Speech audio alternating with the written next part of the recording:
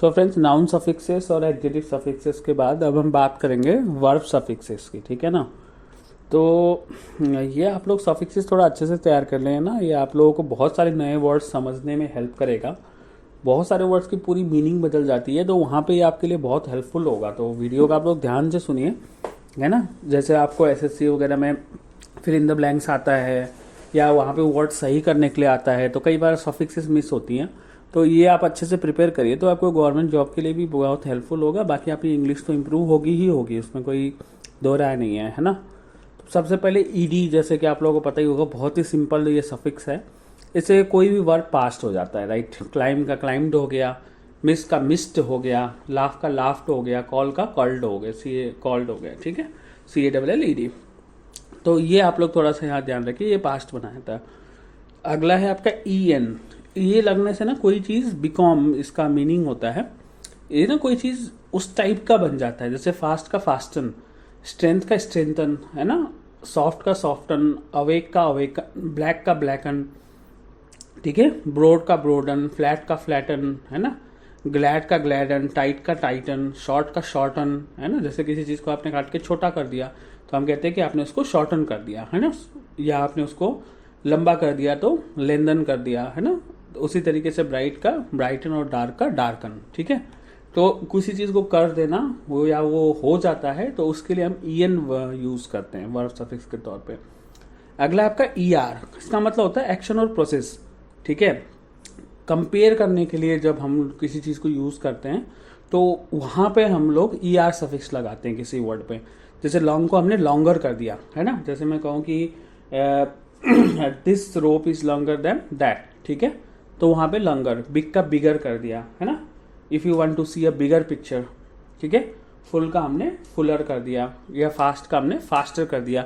My bike is much faster than yours, ठीक है, मेरा बाइक तुम्हारे बाइक से काफ़ी फास्ट है, ठीक है। उसी तरीके से ING लगाते हैं हम वर्ब को प्रेजेंट पार्टिसिपल में करने के लिए, है ना। जैसे स्विंग का स्विमिंग, लाफ का लाफिंग, राइट का राइटिंग, ड्राइव का ड्राइविंग, है ना। इसका मतलब होता है कंटिन्यूसली वो काम हो रहा है, ठीक है। अगला है हमारा IZD या ISE। इसका मतलब होता है टू कॉज या टू बिकम, ठीक है, कारण बनना या फिर वो चीज़ हो जाना, है ना। जैसे कि कॉमर्शियल का कॉमर्शलाइज, जैसे कहते हैं ना कि प्राइवेटाइज कर दिया, है ना। तो उसी तरीके से कॉमर्शियलाइज कर दिया किसी चीज़ को, है ना। आपकी चैनल मोनिटाइज हो गई, तो उसके लिए हम लोग वहाँ पे IZD या ISE लगाते हैं। स्पेशल को स्पेशलाइज्ड, आपने सुना होगा ना, उसकी ये स्पेशलाइजेशन है या स्पेशलाइज्ड है वो इस चीज़ में, ठीक है। ऑथर का ऑथराइज हो गया, आपका अथॉरिटी का, है ना। कॉमर्शियल का कॉमर्शियलाइज हो गया, मेमोरी का मेमोरियलाइज हो गया, अपोलॉजी का अपोलोजाइज हो गया, कैरेक्टर का कैरेक्टराइज हो गया, डिजिटल का डिजिटलाइज हो गया, सोशल का सोशलाइज, है ना, सिंबल का सिंबलाइज। इसी तरीके से फैमिलियर का फैमिलियराइज, बाकी आपके और भी वर्ड इसमें आते हैं, जैसे एडवर्टाइज हो गया, है ना, कॉलोनाइज हो गया, सिविलाइज हो गया, ठीक है। ये सारे में आपके लास्ट में IZD या ISE यूज होता है। अगला जो आपका है IFY, ठीक है, या फिर FY। इसका मतलब होता है टू मेक और टू प्रोड्यूस, बनाना या उत्पन्न करना, ठीक है। जैसे classify, codify, clarify, crucify, deify, falsify, intensify, modify, satisfy, simplify, unify, exemplify, identify, justify, notify, terrify. ये सारे के सारे IFE या FY लगे हुए हैं इनमें, ठीक है। फिर अगला है आपका AT, इसका मतलब होता है बनाना, टू मेक, ठीक है। जैसे accommodate, activate, animate, captivate, considerate, consolidate, cooperate, decorate, allocate और कंसंट्रेट, ठीक है। तो ये सारे आपके जो हो गए, ये आपके वर्ब सफिक्सेस हो गए। इसी तरीके से हम एडवर्ब सफिक्सेस देख लेते हैं, ठीक है। LY, इसका मतलब होता है in what manner something is being done, किस तरीके से कोई चीज को कर रहे हैं। जैसे हम कहें कि अच्छा सही से कर रहे हैं तो राइटली हो गया, है ना। और आसानी से कर रहे हैं तो सिंपली हो गया, ईमानदारी से कर रहे हैं तो ऑनेस्टली हो गया। तो इनमें सब में LY लगा है, ये एडवर्ब सफिक्स है ना। जैसे ब्रेव का ब्रेवली, सिंपल का सिंपली, ऑनेस्ट का ऑनेस्टली, ग्लैड का ग्लैडली, लेट का लेटली, राइट का राइटली, कंप्लीटली, रियली, डेफिनेटली और मैच्योरली, ठीक है। अगला है आपका वार्ड। इसका मतलब होता है इन अ सर्टेन डायरेक्शन, किसी तरफ के, जैसे पीछे की तरफ है तो बैकवर्ड, है ना, अगर वो किसी चीज़ के बाद में है तो आफ्टरवर्ड।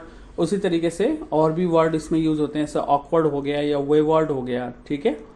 और अगला है आपका जो सफिक्सेस में हम आपको लास्ट बता रहे हैं, ठीक है, वो है आपका वाइज, ठीक है।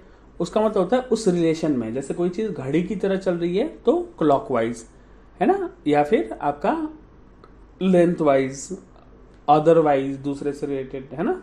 अदरवाइज मैं ऐसा करता, मैं आप मुझे यहाँ बुला लाए, नहीं तो मैं नदी में जाता, है ना, तो वहाँ पे हम लोग कह सकते हैं otherwise you have called me here, otherwise I would have been toward the river, ठीक है, मैं नदी की तरफ जाता। Otherwise cross wise, like wise, length wise, age wise, ठीक है, ये सारे के सारे जो सफिक्सेस हैं इनमें हमारे वाइज लगे हुए हैं, ठीक है।